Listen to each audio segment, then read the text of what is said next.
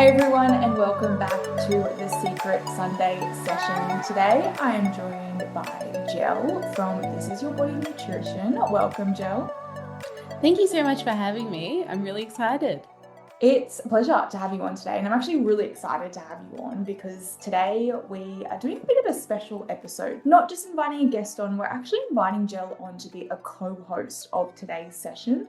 In light of Body Image and Eating Disorder Awareness Week, where we're starting conversations around body image, disordered eating, and eating disorders. And we thought today, we've been working together for a little bit now, established some new areas of conversation in this space, and we have co-collaborated with something that we've started to take on board on social media called The Health Effect. So if you haven't jumped on board, please jump on board. Follow us on our socials to see all that content that does drop every Friday, which is really challenging the ideas around disordered eating and body image based on, well, Gel's profession working in this space, but also lived experience. And that's what we're going to be both diving into today. So thank you everyone for joining us today for this really important conversation.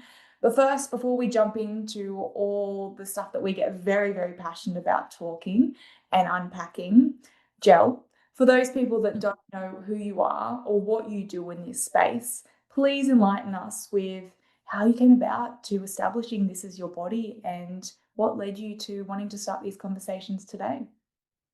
Thank you. And I echo what Ash just said as well. I'm so excited that we get to do this together. And I'm so proud of this series that we're creating. And I think it is a really different part of the conversation when we're talking about body image and disordered eating. I think this part of it hasn't been explored as much. And I think it's kind of living a little bit in the background, which we'll get into a little bit later. I've had This Is Your Body for 4.5 years now, which is pretty crazy to say. It's gone really, really quick. This wasn't the thing I always thought I was going to do. It actually established while I was at law school.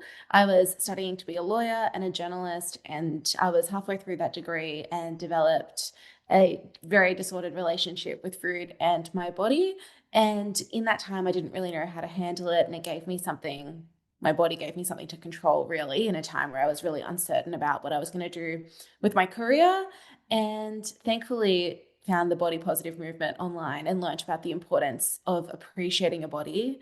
And I also learned about the importance of nutrition, not just for the way that you look, because that is like the least important thing that it does. It's all the mental health benefits that come with eating in a certain way, and your energy and your heart health and your immune system and your mental health and all of these things. If I said mental health twice, it's because it's very important.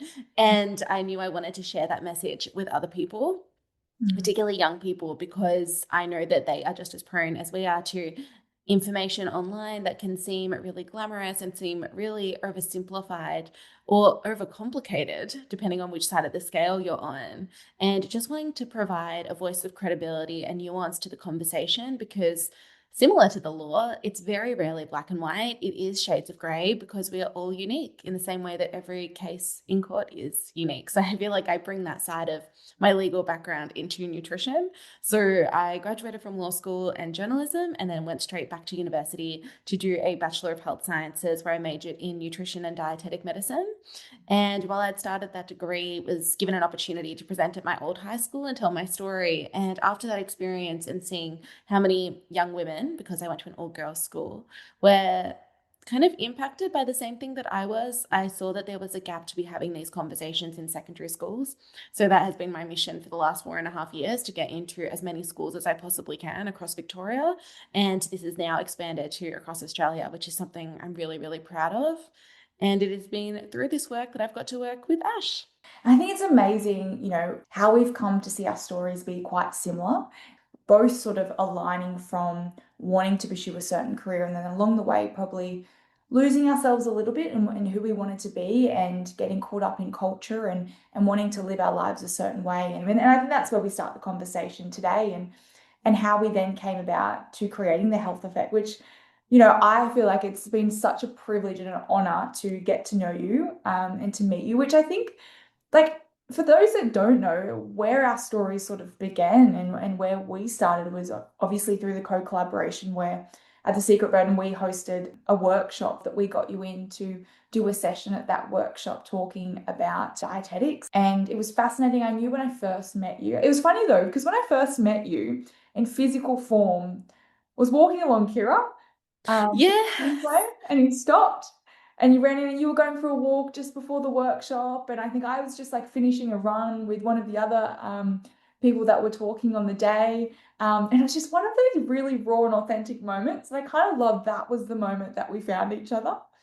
I agree. And I just think it's so funny. And I think I don't know if you found this as well, working in the online space, is when you see people in like 3D and you always see them online and then you actually get to meet them in person. I think one of the first things I said to you was, "Oh, you're taller than I thought," because you just don't know when you meet people online. I think you also don't know if you're actually going to like connect in the Mm. same way that you've connected via message and Teams, because when you actually meet in person, like it's a very different dynamic. And I just felt with you that we just clicked instantly, which I'm really, really grateful for.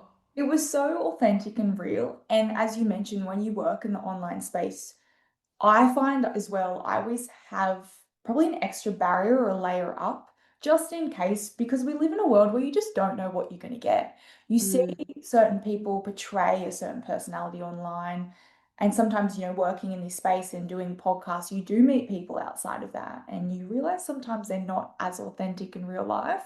But just to feel your energy and the way that you came about and you presented yourself, I knew that was not going to be the last time that we were going to connect, and like here we are today still connecting, and obviously after the workshop we then said, oh, how else can we make this work, how else can we collaborate together, and that came about of the health effect, which was a random just Zoom meeting afterwards that we just decided, let's just see what we can come up with. I think I came up with like a whole list of different names that should have been put in the bin a whole long time ago, but you had the passion and the idea, and I just love that we were able to bring that to life.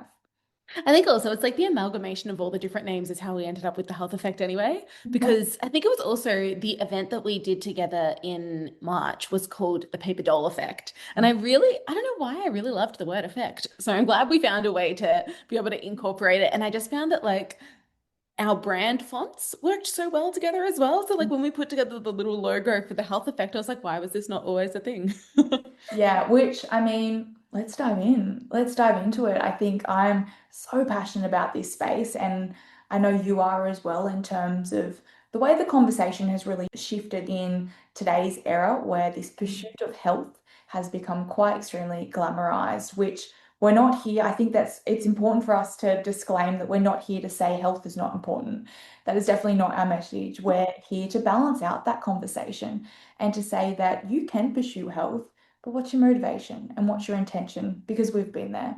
And I kind of want to tap on that in terms of your story and your lived experience before we go into discussing our opinions and our thoughts in our professional light. With what you've been through, did you know what disordered eating was when you first started? Were you aware of you were pursuing quite dangerous traits at the start? I really want to dive into that first. And before I get you to answer, I will, of course, disclaim to anyone that is watching or listening to this podcast, please be aware that there is a trigger warning. So anything that does come up, know that there is support out there. There's a Butterfly Foundation, us at The Secret Burden. You can reach out to Gel at This Is Your Body, Beyond Blue. There's people and support services out there that can really support you if something does come up for you. But we do really value these conversations, and we believe these conversations need to be had. So, Jel, talk us through, how did you start this journey for you in terms of pursuing an idea of health that actually wasn't that healthy? Yeah, so I think for me, I grew up with the understanding, very limited understanding of what an eating disorder was. I think an eating disorder to me was someone who stereotypically female, lived in a really small body, was hospitalized. That was kind of that view that I had of what an eating disorder was. So when I was in my early 20s and I started wanting a smaller body, like I said earlier, it was just something that I could control. The health element of it wasn't really there at that point in time. I just wanted to be smaller. And as a result of that, I wasn't taking care of myself very much at all. And I ended up having to see a doctor and finding out that I'd caused some damage to myself and I needed to start getting better. And with that fear of starting to get better was kind of a quasi recovery stage where I really pursued fitness because I thought, well, if people are going to be making sure I'm eating enough, then I need to be moving more. So that was kind of that area. And this is where I tipped more into the health space and that kind of proclamation that I was just doing it to be healthy and just doing it to be well, to kind of excuse disordered behaviors. And I'll be very careful to say that I was never formally diagnosed or anything with an eating disorder. But I think that was, especially at the time, that was because orthorexia wasn't really recognized. And I think now it was like, it would be alarm bells that it was orthorexia.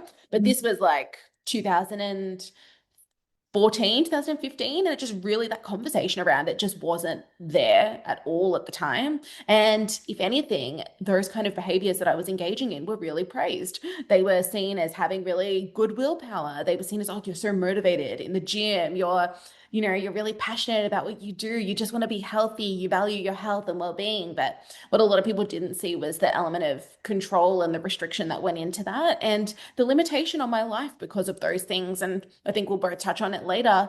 I missed out on so many opportunities to gather with friends and family because of this pursuit of health. It meant that I was really quick to just like turn down plans if it was going to interfere with my gym routine. I would not enjoy food with friends because I felt like I needed to eat the food that I'd prepared. And I had this real fixation on that for a long time. So whilst I was physically looking a little bit better than I had been, my mental state was the last thing to recover. And that was something that took a really, really long time for me to understand. And it was challenging at first to kind of hear the alternative view that you can still value your health without being obsessive about it. And it wasn't until someone kind of drew my attention to some books and to some documentaries and all of that kind of thing that unpacked it a little bit more that I really had to sit with the discomfort of what I was doing was not actually health. What I was doing was actually controlling my life more than it should have been. One of the books that I think changed my life the most was by Laura Thomas. She's like Dr. Laura Thomas, she got her PhD, and she wrote a book called Just Eat It, and it's a beautiful pink book. It's got a donut on the front, and it was all about intuitive eating, and it really challenged diet culture, really challenged those messages. And when I saw that, I was like, oh gosh, this is what's really, really important. And I'll speak from my experience of even going through university because this point in time, I'd graduated law and journalism and I was back studying nutrition. And it was blatantly obvious to me how many people within my cohort struggled with disordered eating and that they got into that profession because of that very reason. And I remember being challenged in my clinical year. So for your final year of study, you have to do 300 hours of clinical practice. And during that period of time, having to kind of not talk back, I'll say challenge my supervisors because they wanted me to be weighing my clients. They wanted me to be wanting to fix their body and make their body smaller when it actually wasn't part of what was clinically indicated in their case. So you even see it when you're learning to study in the profession. And my big thing that I always knew when I was studying nutrition was, yes, I wanted to have the science background and understand how the body worked. But for me, the thing I was most fascinated with was relationship with food, because we know that having a positive relationship with food means that we can make those choices about health in order to take care of our health and well-being. Because I'm not going to sit here as a clinical nutritionist and say that what we eat is not important and fundamental to our health. However, the way that we feel about food actually has such a massive impact on our mental health and also influences our food decision making as well. And I really wanted to explore that deep intersection between the two. And that's the work that I continue to do now. It's so powerful, the work that you do, and I am in awe of what you do because I know even for myself, when you're in it, it's so glamorized. And I think that that topic is so important to talk about because you just don't think you're doing anything wrong. And that's the hardest part because, as you say, you are praised for being so motivated and being so disciplined and being able to be really switched on. And so you don't think that you're doing anything wrong. If anything, you're doing everything right. And so you're constantly pursuing these behaviors, and yet everyone around you is reinforcing that the behaviors that are potentially leading to you becoming sick are actually good. And so you never Mhm. question it. You never question it until, unfortunately, your physical health sometimes starts to deteriorate. And that's Mhm. where I think the conversation needs to be unpacked because there's this really fine line between what is disordered and what is not. And at the moment, we don't really know the difference. Like, where is that borderline between what is healthy and what is unhealthy? Because there is a dangerous side to health and there is an unhealthy side to pursuing health. And as we said, we're not here to say that pursuing health is bad. It's definitely something that we all need to learn to manage. I mean, we need to look after our bodies, but there is an extreme side that at the moment we're all just saying, yeah, that's great. That's what, how amazing of that person to be so switched on, when really we should be asking why these people are doing this and potentially what is the intention and how can we navigate or support them. So I think that's like the conversation that we should be diving into in terms of, in your experience, in your lived experience, as well as your professional experience, where's that borderline? I think it's interesting, and I think something that came to mind then when you were talking about that borderline between what is healthy and what is disordered. I think for me, I had this realization like a couple of years ago. So for context, I'm 30 now. So I've been recovered for the better part of like 8, 9 years. And I've been writing this really important project, and my sister featured in it. And my sister's, I think, 3.5 years younger than me, and she wrote in it, I used to watch what you did and really admire what you did. And I followed what you did because I thought it was healthy. And I thought, well, Gel's taking care of herself and I want to take care of myself too. And I would feel guilty if I didn't have the same willpower as you. And I'd feel really bad if I couldn't stick to it as strictly as you did. And I just felt this like wave of guilt come over me when I heard that, because at the time I was just, doing the best that I can. And I fundamentally believe that people are just doing the best that they can with the knowledge that they have. And I really feel for the younger version of myself, but more importantly, the younger version of my sister who thought that that was normal. And I'm really sorry that I couldn't model that to her. But at the same time, it's like that was what was being modeled to me. And I thought I was doing the right thing as well.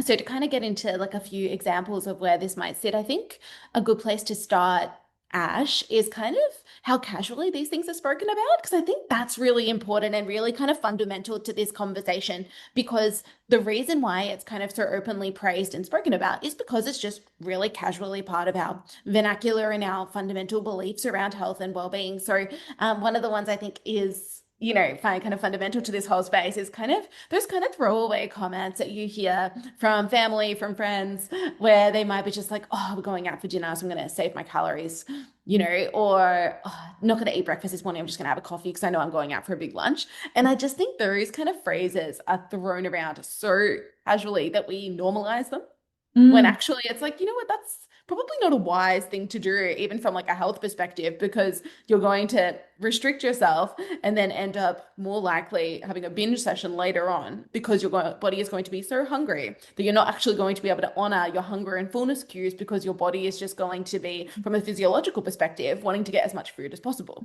Particularly as well, I remember even when I was growing up and this idea of saving because you knew you were about to go out or you knew you were going to have a big night out. But when I hear that now, for me, all I hear is somebody telling their body, their mind overriding their system and going, no, I'm not listening to you. No, I'm not going to take care of you. No, you don't have a voice in this situation. And I'm going to let culture decide what is best for my body, or Mm. messaging that I've learned decide what my body needs. And you see it so often play out, I think, in the space that we work in, is that we're just getting the information so wrong. And I understand, and we only know what we know, and we know what we've learned or what we've been fed, and we're doing the best with what we've been given. But these casual conversations where we think that's going to be better for us, where we can save our calories, or our bodies don't work like that. They just don't. And I think the more that we are pushing these conversations, the more that we're accepting that this is the way that our body works. It's like, but do you actually know your body?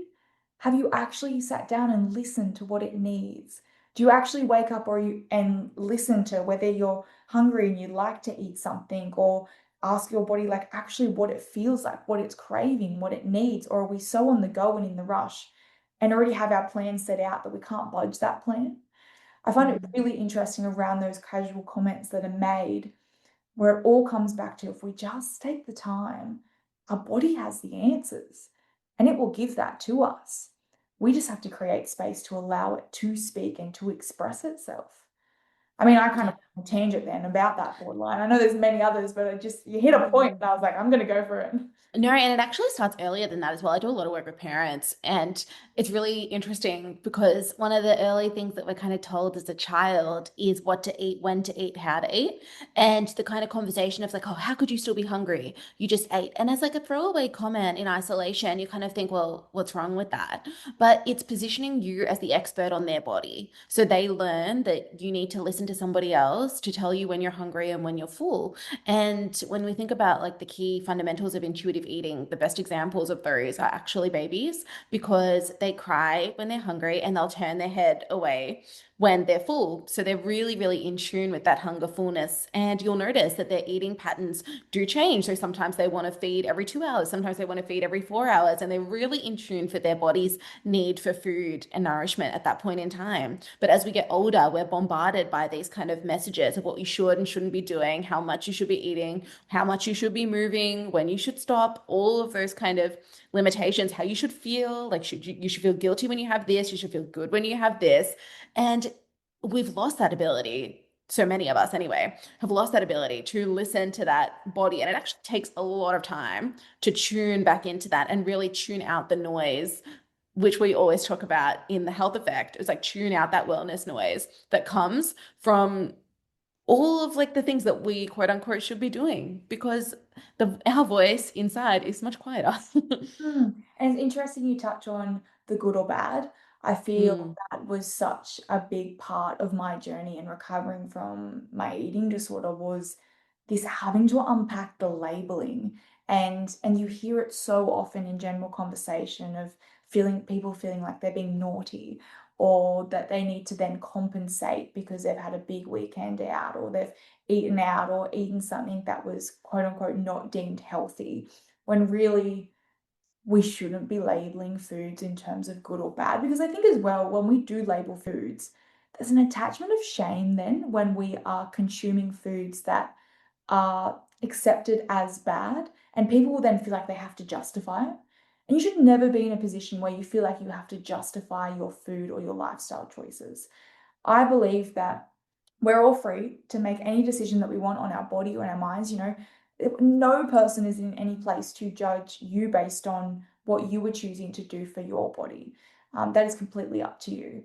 And I feel, unfortunately, in this space and in the disordered eating, that borderline of going, well, this is a good food and this is a bad food and this is a sometimes food. We're putting these structured rules on ourselves where that is eating like that is a form of a disordered eating behavior is the food rules. And when we're putting food into categories and saying we can't eat this but we can eat that, we're bordering on a really disordered line that I think is not talked about often, whereas that conversation is actually glamorized. Yeah, and normalized and still taught to our young people. I have so many students in the schools that I work with that say this is a healthy food, this is a good food, this is a bad food, this is a treat.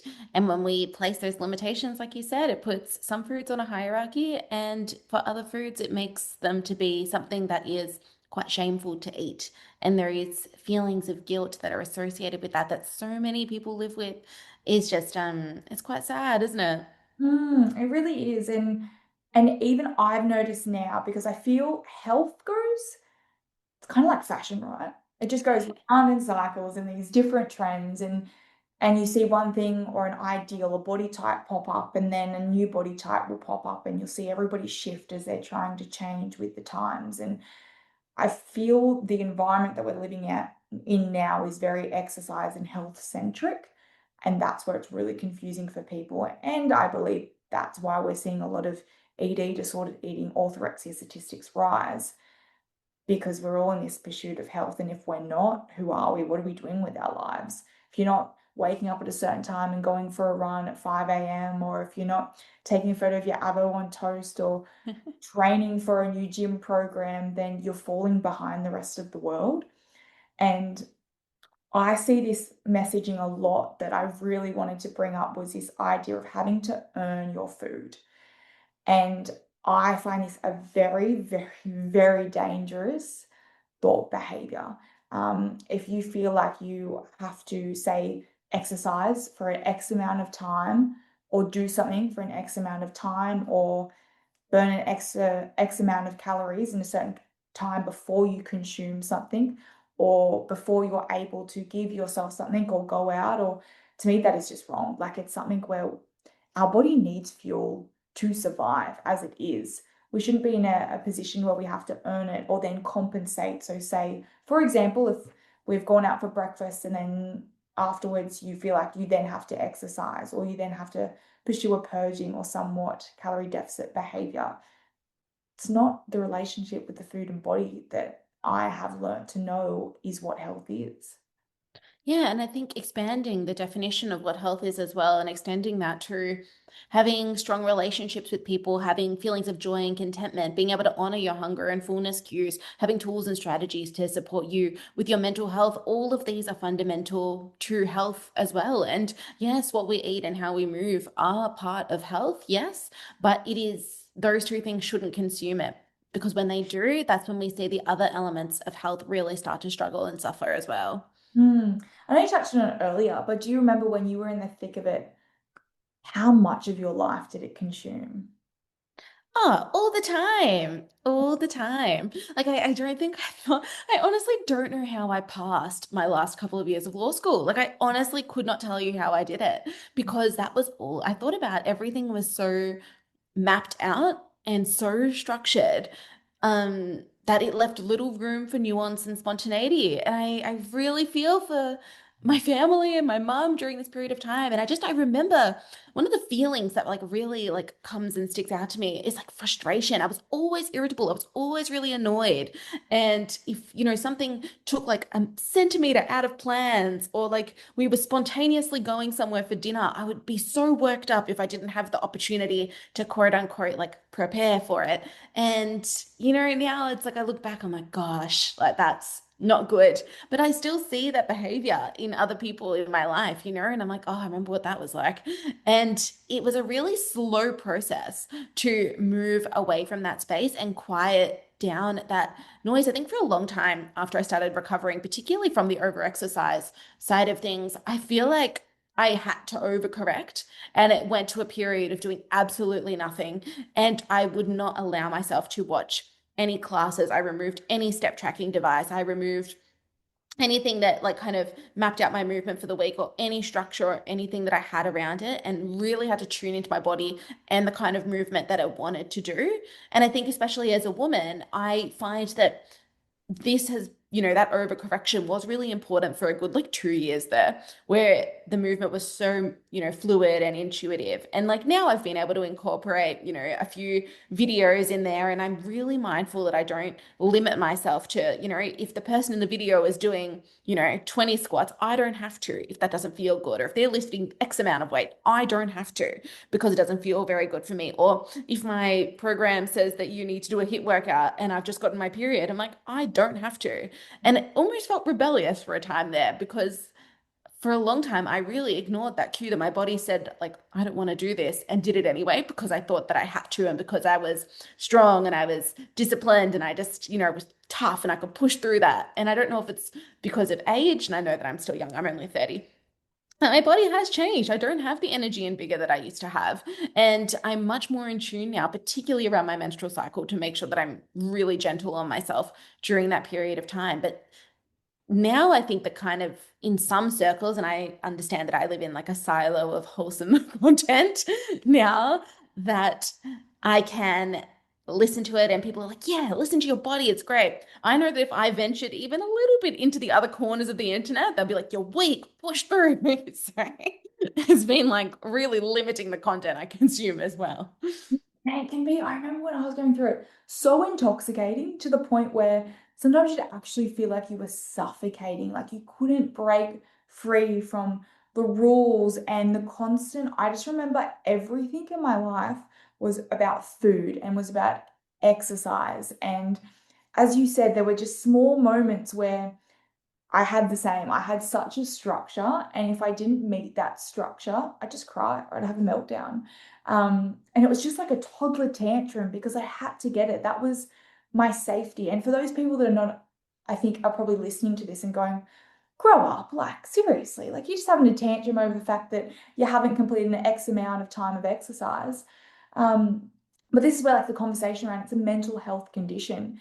And with that, for me, it was such a security net. It was something where it was providing me so much safety that I was terrified of the thought that if I fell out of structure, if I didn't listen to the voice, if I recovered from my eating disorder, I knew how lonely and isolating that was. And I knew the feelings that were at the moment being buried and being covered up because my eating disorder was there. So the idea of taking that away or messing up that structure or having change, I didn't want to go there. I didn't want to feel all those things. I didn't want to go back to being that lonely, shy girl that felt like she was invisible to the world. I felt like I was someone and I was something when I was pursuing this idea. And I think that's where the conversation as well needs to be more empathetic to people that are going through eating disorders rather than, or disordered eating, rather than just eat or just change or just stop thinking about exercise or just stop thinking about food. There is more to it. This is a mental health condition that has behaviors and structures that are in place to provide that person with a false sense of security. And I think that's where, and really should be highlighting that is that I thought it was giving me security and I thought it was giving me safety because I didn't know any other way to provide me that safety or security.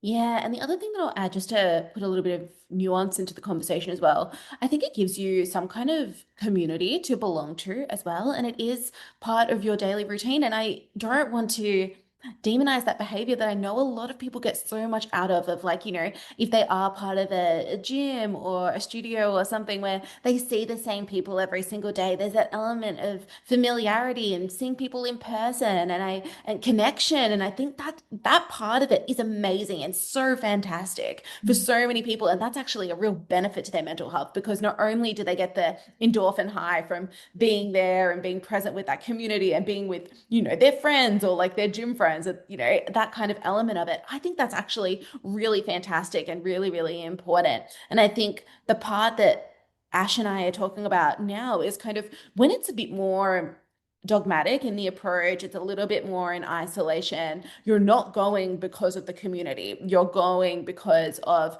your appearance. You're going because it's giving you an element of control. And I think that's where that blurry line kind of crosses between the two. And there's also like there's fitness classes and there's fitness classes, right? There's fitness classes where it is really, really it's about just moving and they provide, and I've been to these where they provide like, okay, you can do X, Y, and Z option. And I'm going to praise every single one of those options because you are fantastic. You've come here today, you've woken up, it's freezing cold, you're moving your body, it's fantastic. And you're doing it in a way that feels really good. And they don't shame you if you choose the easy option, right? It's everyone is here, you're moving, that makes you feel strong. But then I've also been to other classes where it was like, pick yourself up, go faster, go harder. And if you do choose the easy option, it's like, come on, you can do better than that. And just making you feel really crappy. And one of my friends, she worked in this space for a period of time and she said something to me that really has stuck with me. She was like, just because a type of movement felt really good one day, that doesn't mean it's going to feel really good for you tomorrow. And I was like, it's so simple. But when I heard it, I was like, yeah, that really does make sense because the way that our bodies feel on any given day is going to be completely different. And I think this is the difference between doing it in a really dogmatic way and doing it in a way where you really honor and listen to your body. Because, yeah, I used the example of menstrual cycles before, but it's also sleep. If you haven't got enough sleep, if you haven't fueled yourself adequately, those things are all going to impact the way that you move, how you're going to feel when you move, and how you're going to recover as well. Well, that's the thing, right? It's health. It's not just physical health. It's not just your diet. It's a whole aspect. And sometimes I think we put our blinkers on and we're just looking at one aspect of health because it's glamorized or normalized in the media. Where at the moment, I mean, with health, it is everything and it's looking at your whole person health. And I think that's really important to acknowledge if you're pursuing health. Are you pursuing one idea or one category of that?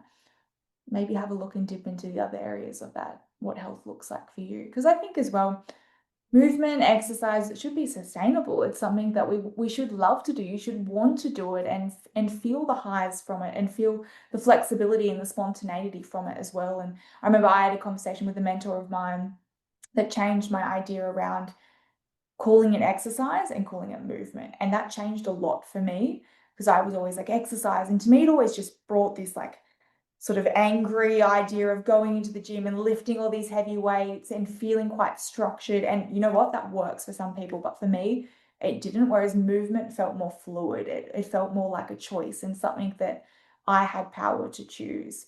And so I think it's all small things like that as well in order to rebuilding your relationship or understanding your relationship with your body, with movement, with food, and learning just to listen up and to really understand yourself on levels that we never really allow ourselves to go to. So I think this is really important to obviously touch on that. I do want to quickly jump through a couple of that we have sort of brainstormed about behaviors that sit on the borderline for people that maybe are not aware, because I know we've touched on a few and then we go on rant. So I can completely understand if people are getting lost. I feel like I get lost in every conversation I have because I always spiral off into different things. I think we're going to need to do a part 2 and go through a few more of these because transparently, Ash and I were like, yeah, we've got 5 minutes. Let's make a massive, like, let's just do a quick brainstorm. And like, they just kept coming. So, Yeah. And this is only based on, as we said, the 5 minutes that we've had. And I'm looking at our document right now, and there's like 20 plus. So I'm just going to rattle off a few so that people have an idea of what we're talking about in terms of the behaviors that may sit on the borderline. But once again, this is something that you need to reflect on in your journey, no matter where you're at. And I think one thing that we have always said is what is your intent and what is your why? As Gel mentioned, why are you going to that gym class? If you're going, say, because you have to burn an X amount of calories and you haven't hit that for the day, or you feel like you have to go because it's day 5 and day 5 means you've got to do a HIIT class, maybe this is where you would question it, your relationship with exercise and food. Whereas if you're going for the community, you're going for what it makes you do and feel good, it's just always something to consider. So some of these points: no rest days, calorie counting, increasing your protein. Protein has become a big one at the moment, which I'm sure we'll need another episode for Gel to unpack all of that, being in the dietetic space that she is. Carb cycling, not having time to have breakfast, big thing amongst the female space in terms of fasting at the moment. Forgetting to eat coffee instead of breakfast, as we mentioned. Saving your calories, compensatory behaviors, earning your food. Labeling food, over obsession of what goes into your food, which is big, like what is clean, what are like allergies and things like that. I think sometimes we jump on that. Dissecting the menu before you go out, eating in alignment with your friends and co-workers. I think that needs a whole nother episode in terms of comparison of people's plates. What I eat in a day could definitely. that needs an episode. Oh, on for forever about that one. Girl dinner and skinny talk, emotional eating in terms of binge eating, and that casual reference to that, and then praising people's willpower that we did touch on earlier. So those are just some things that may come up for you. You may witness in, say, common situations in your life, whether that be work, school, day-to-day, family, that they were just things that we think you could potentially question and ask yourself, what is your intent? And maybe this is a borderline that we need to be looking into. I think it's really important, obviously, to mention these things because as we said, there's not a balanced conversation about that. Before we do wrap up this episode, we want to obviously offer some strategies to people from this, because I think it's really important that we can give you all this information, but it's also a couple of top tips or takeaways that we've found from our lived experience that could help to unpack some of these things. And we think it's really important that you have the opportunity to seek that. And then before we do end out the episode, we have decided to do a little special segment that we have called What the Influencer Did You Say? So before we jump into that, because I've been excited this whole episode to just jump into that and share with Gel the things that I have found. But your love notes, I think is really important in terms of strategy, and what you think in your professional and lived experience to share to people that may be sitting on that borderline and just not knowing what they should be doing, what knowing where they should start. What would be your love notes from today's session, or what have you taken away from today's session? Thanks, Ash. I think for me, it's actually what you just said. I think you pulled out a few of those behaviors. And I think one of the key strategies I would put in there is it can be really hard when you are taking steps to distance yourself from this kind of wellness world because of the casual way that these conversations are had. So you may be taking really proactive steps to create distance, but you might find yourself being thrust into these conversations, and it can make you feel really uncomfortable and challenge why you're distancing yourself. So I think for me, the strategies are kind of more around how can you continue on your path to improving your overall relationship with health. And for me, one of the fundamentals of that is walking away from those conversations where you can. You don't actually have to sit and listen to people, say those kind of things if you feel that they are not helpful for you. And I have countless times asked to go to the bathroom or said, hey, I'm just going to duck to the bathroom just to leave the conversation and then come back with a different topic just to kind of pivot it a little bit because you don't need to listen to it. If you want to be more direct in that situation, something you can do is just like, hey, I'd really prefer if we don't talk about this. Can we talk about this instead? Just change the topic. There's nothing wrong with doing that. And I think you'll find, Ash, you can back me up if you think I'm wrong here, is people that are very much in this health world really love to talk about it. So sometimes just kind of telling them like, hey, I'd really prefer we talk about something else. They may not even be aware that they've been on a tangent about it for the last 10 to 15 minutes. And it's okay to change the topic. Mm. So that's my love. Love that love note. You're very much around culture and how you can really turn up in the casual situations that are quite normalized. For me, I think my love note is going to be more a little activity for people. I think there's definitely a space for acknowledging in the outside world, but I think my big thing and what really helped me during my journey was often I was listening to the messages in my outside world telling me when to eat, how to eat, what I should be pursuing, what health is for me. And I would just say to someone sending the most amazing love note to take just one day out of this week, whether that's wherever you find the time, wherever you find the time in your life, to sit down, whether it's get out a journal or some people like to voice record, whatever sort of creative thinking looks like for you, and just write down that question: what does health look like for me? How do I love to move my body? How do I love to fuel my body? What is my current relationship with food? And what is my current relationship with my body? And am I happy with that? And not listening and just sometimes sitting with that and acknowledging what comes into your head. Sometimes I would do this activity and I realize, oh my gosh, like something has come into my body, but it's not my voice. It's something that I've learned 5 years down the track when I was in primary school, or I mean, that was really bad math. 5 years down the track when I was in primary school. Really to do all of that. However long down the track when I was in primary school, or something that someone said in high school, or it was from a friend, or it was from a family member, and acknowledging that a lot of the beliefs and the ideas that I have inhibited or put together as food rules are actually not mine. And I think it's really important to, if you're looking at your health and wanting to have a better relationship with your health, understanding what that means for you. Because so often we wait for other people to tell us what that means for us. When really, if we strip that back and we just give ourselves time to understand what that means for us, we can open up an opportunity for us to explore that. And maybe then it's just bridging a little gap of having that better relationship. And it just starts with one thing. So I think those two things together with our two love notes, if you can find a way, whether you feel uncomfortable or discomfort within other casual dieting comments, find a way that you find will work for you in order to pull it up, walk away, whatever suits you best. And then looking at what health looks like for you in the categories of your life: physical, mental, emotional, and your current relationship with food and exercise. And if anything comes up for you guys that feels that you want to talk to someone about it, know that we're here as well. So please reach out. Now, for the exciting part, I cannot wait. So for those people that don't know, Jell and I were sort of thinking, how do we want to round off this session? How do we want to round off this really important conversation around disordered eating? And we thought, why not talk about social media? Because we love it, right? It's the prime location where all of this is sort of embedded, where all of this has currently come to life for a lot of us. And we have seen some content on there that should be called out. Yeah, I just think that there needs to be space to be like, actually, maybe no.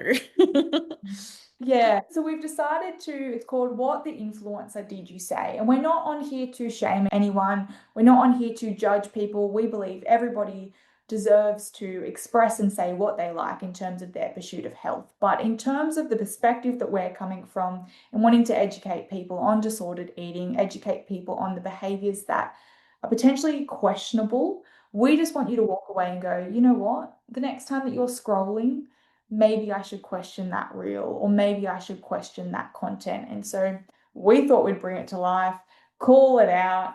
We're not going to really mention any names, but we will be showing clips. So for anyone that does get offended, I am really, really sorry. We're not in a position where we're wanting to offend anyone. We just want to bring light to a conversation that we believe, people are happy to call out all the other stuff in the world. So why not us call out the things that are being misplaced within, I guess the biggest platform in the world. Yeah, I reckon. Do you want to kick us off? I think we've Oh, got two each, don't we? We haven't seen yeah. each other's either. No, we haven't seen each other's. We've done our research throughout the week to investigate which content we think is questionable. So I'll go first. I will bring out my phone. And Sorry, Ash has sourced hers from Instagram and I've sourced mine from TikTok. So you're going to get a bit of both. yes. Okay. So mine, I don't know, should I just play it and then I reckon. Play it with no context. So at the top, it says, quote unquote, let's go out for dinner, the dinner. And it's two girls that are using chopsticks with, I'm guessing, an alcoholic beverage, and they're putting their chopsticks into the drink and then eating it and smiling. Okay. So something like that. So my explanation why I chose that clip is from the educated view that I have in this space. There's a couple of things that I believe are borderline in disordered eating that we would scroll through on the reels and see that and be like, oh my gosh, how cute, how amazing. What that message is sending, though, from a disordered eating viewpoint, let's go out for dinner and the dinner. That is not dinner. I don't care who you are.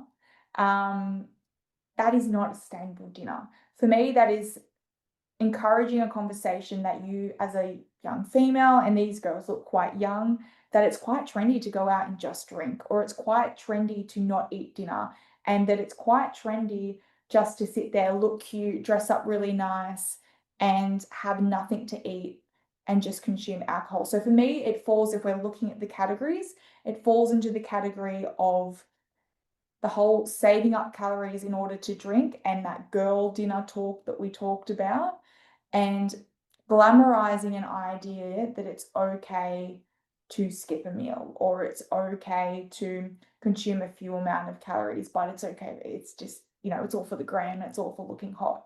So that's sort of my take on that. Jell, I'd love your perspective on my first reel.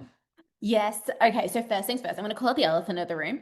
It might be satirical, right? So I think we need to give them the benefit of the doubt. It might have been satirical. However, they don't know the kind of people that are consuming their content. So if perhaps there is someone who may be struggling with their relationship with food in their body, or they follow them because they really like their fashion or they really want to look like them, then this kind of video is almost prescriptive. And it's like, well, oh, that's what they do to do that. And I think, as a whole, as a society, we kind of have this belief, well, you and I don't, but the belief that it's like, if I eat like them, if I move like them, I'll look like them. And I think that video really plays into that space. It's that fine line of going, I want that lifestyle. I want to look like that. I want to feel, well, I'm guessing the way that they're dressed and going out is I want to look hot. I want to feel cute. And the way to do that, they're then isolating a behavior of well, this is what you have for dinner and this is how you go out. And I think that's where the subconscious messaging, so what we're consuming is not the conscious messaging, but what's that embedding inside of us is that in order to have that lifestyle, to feel happy, to have that good group of friends, that's how I've got to behave, look, do, not eat. So that's where I thought the borderline needed to be discussed in that one. Would agree. Good one. Okay, so this one here is in like two parts. So I've done like the first one I'm going to share is like is body image, and then the one I'll do later on is nutrition because I felt like both were important. Now, I don't know if you've heard of this trend that's going around on Instagram and TikTok at the moment. It is called the morning. I've seen the term used interchangeably. It's either the morning shed or the morning shred. The more crazy you go to sleep, the prettier you wake up. What? You don't have a morning shed routine?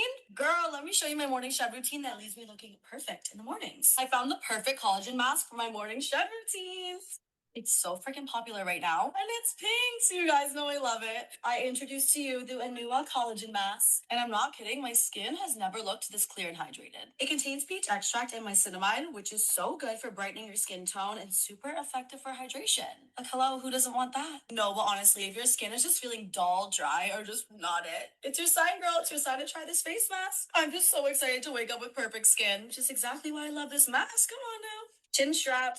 Let's put this thing on and wake up with that snatched jawline. It's just the scary part. Okay, it successfully looked terrifying. This face mask will be fully absorbed by the morning, leaving it transparent and ready to take off for some perfect skin. Okay, y'all, let's go to bed. I'll see you in a bit.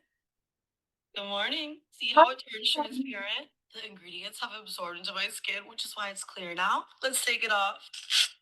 Let's see this hair. Let's see. Do you see this? My skin is glowing. I'm telling you, this collagen mask is seriously amazing. Every time I wear.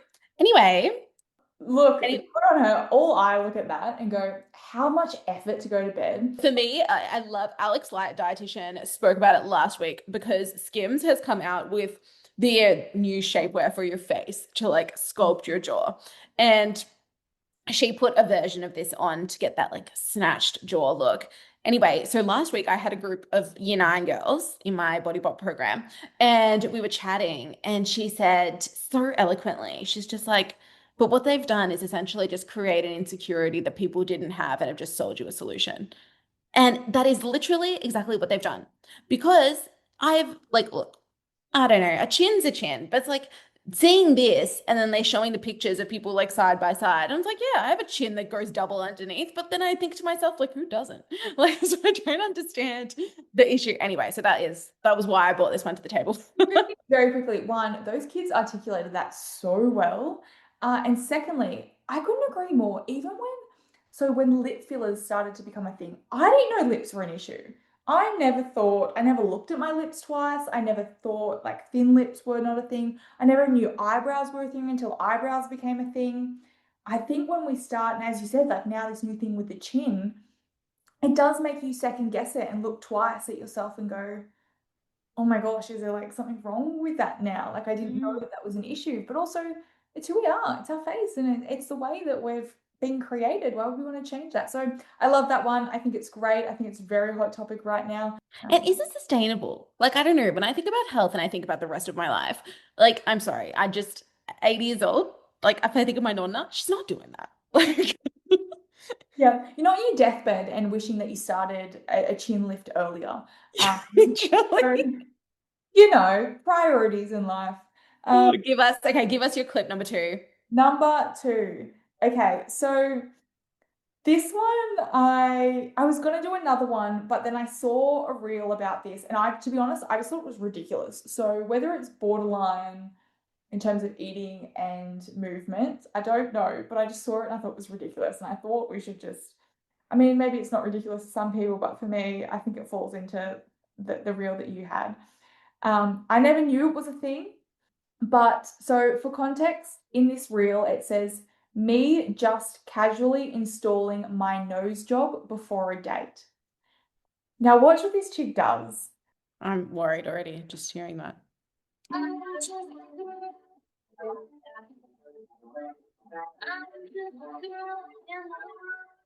So I think the wording halfway through it, when I look at it, is you can see my seen this nose is before. very straight and the tip is not pointing upwards and my nostrils are round.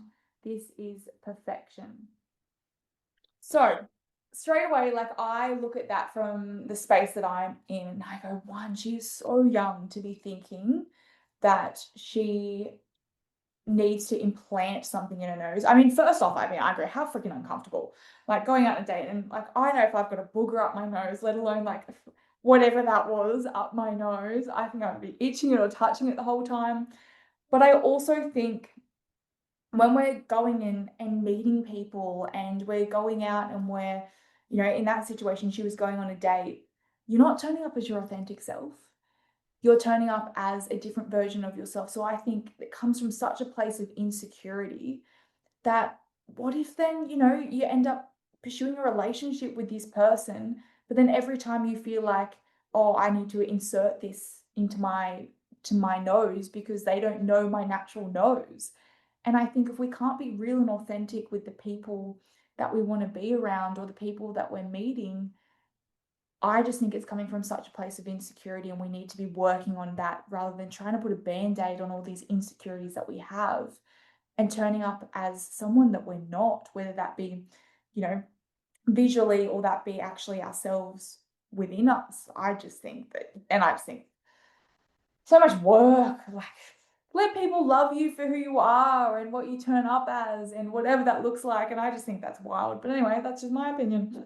No, I think that is wild. It looks like a permanent, like I don't know if you remember, like during COVID times, like when you had to get like a swab in your nose and like just doing that to yourself voluntarily. It's just no, it's a no from me. And yeah, I completely agree. It's like, and then what are you gonna do? Like, and I completely hear you. It is definitely coming from places of insecurity, but I just think as soon as you start living with a partner, like all of that stuff's, you know, they're gonna see everything. And what if it accidentally just falls out once or it pops out? And what do you Yeah, say? Like, oh, sorry, literally. through my nose. The other thing that I thought was interesting about the was the music choice. So the lyrics is like I'm just a girl. It's like it's never I'm just a boy. And they're doing something crazy like that. It's like this expectation on women and on girls to be doing things to meet a certain beauty standard. And I just think it is sad. I've not seen one man wear the jaw strap thing, right? And I can't think of men wearing those things up their nose to impress someone. Yeah, and this is, I believe it's not a thing to say like this is a men v female thing. I think it's more from a place of us as females. Like, why are we feeling so insecure that we have to pursue these behaviors? Like, that's a choice for us. Like, we don't have to subscribe to this, but at the moment we are. And I think that's, you have the power to decide how you turn up and how you authentically want to be seen or viewed or who you want to be in this world. And if you're trying to hide that or in order to meet this idea of perfection, it's just so unrealistic in my head. And as I said, once again, just my opinion and just what I found online that I thought, you know, should kind of be called out. But people take it as how they It's want blown my mind. it. All right, you're number two, Jen. Okay, so I've gone with the nutrition one because I Beautiful. help myself. And as a nutritionist, obviously. Save this because I'm a Okay. So context. This is a person who identifies as a weight loss coach. I went on their website. There are no further credentials. You can just take her quiz or book in a consult.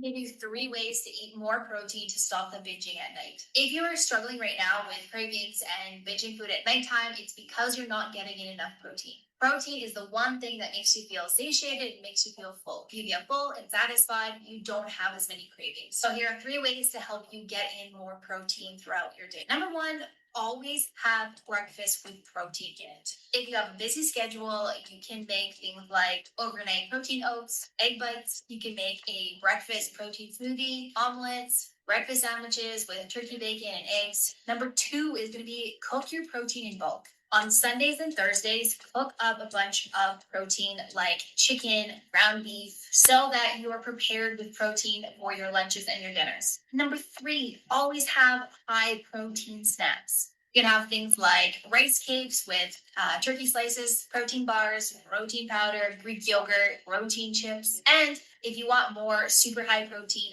delicious chef's kiss recipes. Join our Facebook community, the Evolve Squad. We post recipes every single Tuesday. Okay, that's quite enough of that. Now, I was about to say, I think I'm sick of the word protein. But I'm sick of the word protein as well. Oh, we should have got $1 for every time she said it. Okay, so a few things to say, right?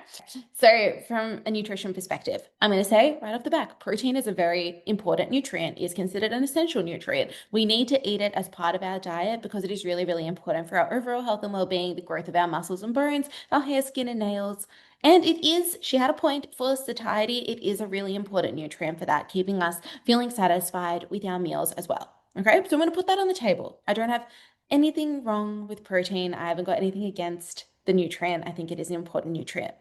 My issue comes in here. Okay, first was with the cravings, right? We know that protein is not going to solve your cravings, right? Giving yourself unconditional permission to eat the things that you really enjoy is going to support you with managing your cravings. Cravings often come because we are not giving ourselves permission to enjoy those foods. So that when we get free access to them, we overeat on those foods because we're worried those foods are going to be taken away.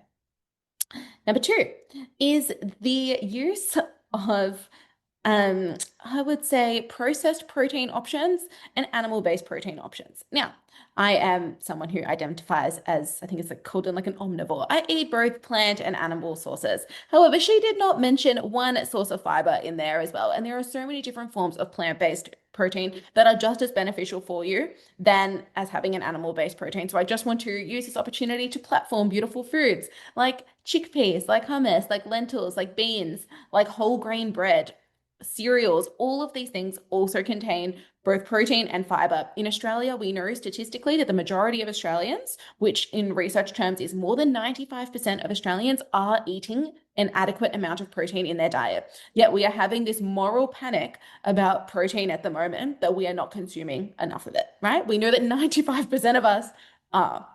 And your protein requirements are going to vary based off of your level of physical activity, your age, all of those factors do come into consideration here. But if you are personally concerned about it, I would speak to a registered healthcare professional about it rather than taking advice from somebody online. And she is also coming from the weight loss place because her name is weight loss coach. So there's that. We also know from the research that only 4% of our young people aged 2 to 17 are eating enough fruits and vegetables as part of their diet. We need to be, I would say, that's what needs much more attention than making sure that they're getting enough protein. And the last thing I will add on this is I think, yes, she has a point in the terms of preparing things in bulk. I will say that there is definitely merit to that. And if, not in a controlling way, but just from a health perspective of just being like, if it means that it's going to be much easier to access foods during the week if you prepare things on the weekend, I think that is actually a really good tip. So I didn't want to poo-poo the whole video. But there were a few elements that I pulled out of that and I was like, no.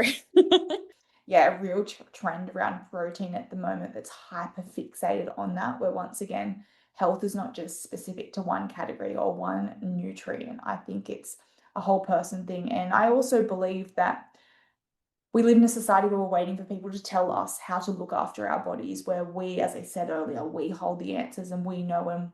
And if we don't know, we seek professional advice. And as you said, it's not something where you go on social media and you scroll up a hashtag of the healthy meals or healthy meal plan. Go see someone that's qualified in that if that's a concern for you. Go ask the questions so that they can investigate with you your body and what your body requires and what your body needs, rather than the quick, easy screenshot or the quick, easy reel that's telling you that you just need to add more protein to your diet. When, as you mentioned, unfortunately at the moment, it's all just marketing. It's just another hype word, whereas whilst it is, yes, as you said, a fundamental nutrient, there are so many other nutrients that we need in our body. So once again, it's about balancing out that conversation. But I love those two for you. Though that's our wrap up. That's our call out for our What the Influencer Did You Say? Thank you so much for jumping on. And honestly, send us your reels as well. If you have found something online, if you have found a post, please send it through to us. We would love to see them and potentially bring it to light for another episode that may drop if there is further interest. So we're really grateful for you to jump on today. Is there anything, Gel, that you think you'd like to round off and say, or you think that we haven't touched on that you'd like to briefly just touch on, or any key messages that you'd like to share with people before we say see you later?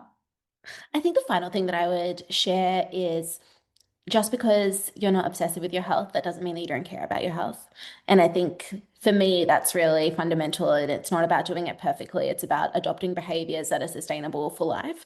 And I think now that I'm, getting to the point where it's like I'm in my 30s now, I do think about that more. And I think more about like, is this actually sustainable for me? Or is this something that is not actually going to be realistic for me long term? And going from that lens, yeah, would be my piece of advice. What about you? Yeah, I think very much the same in terms of sustainability is that health is an ongoing journey. There's no end point, there's no 6 weeks challenge and then you're finished. There's no diet, and then after that, you're finished with your health. It's lifelong. So you want to have a good relationship with it. And sometimes that relationship is going to be poor, and that's okay. It's just about constantly working at it and learning to understand your health and your needs and how you can best suit that. And if you are not sure or you're finding it really hard to tune in and listen to yourself, that is when we do recommend that you seek medical and professional advice for that. Because there's no shame in that as well. That's something that I had to seek health advice for to help me along that journey.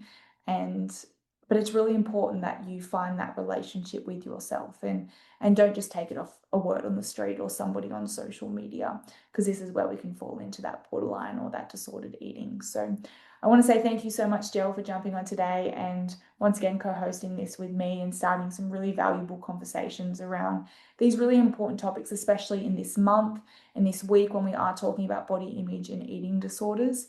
It is a really taboo and hard subject for people to, one, not only talk about, but acknowledge, because there is a lot of shame attached to it. But one conversation at the time, if we can provide people with safe spaces through lived experience, through professional advice to not only share their story, but own their story and know that there is hope and help out there, then I think we're stepping in the right direction. Thank you so much for having me. And thank you always for the work that you do in this space. It is so valuable and so needed.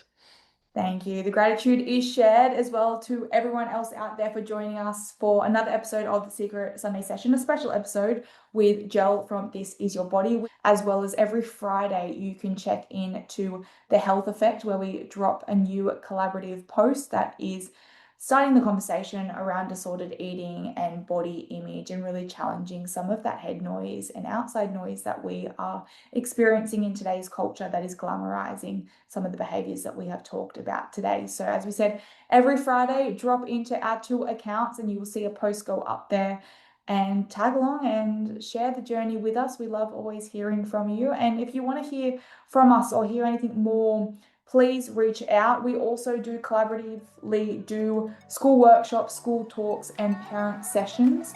So if that is something that anyone who is listening is interested in, please reach out to us in reference to the health effect of both Gel and I. And we would love to come along and share our experience as well as our knowledge in this space to educate more people on how to best navigate this new culture that we are currently finding not only ourselves in, but our young kids that are also doing their best to navigate it as well. So thank you once again to everyone for joining, and we will catch you all next time.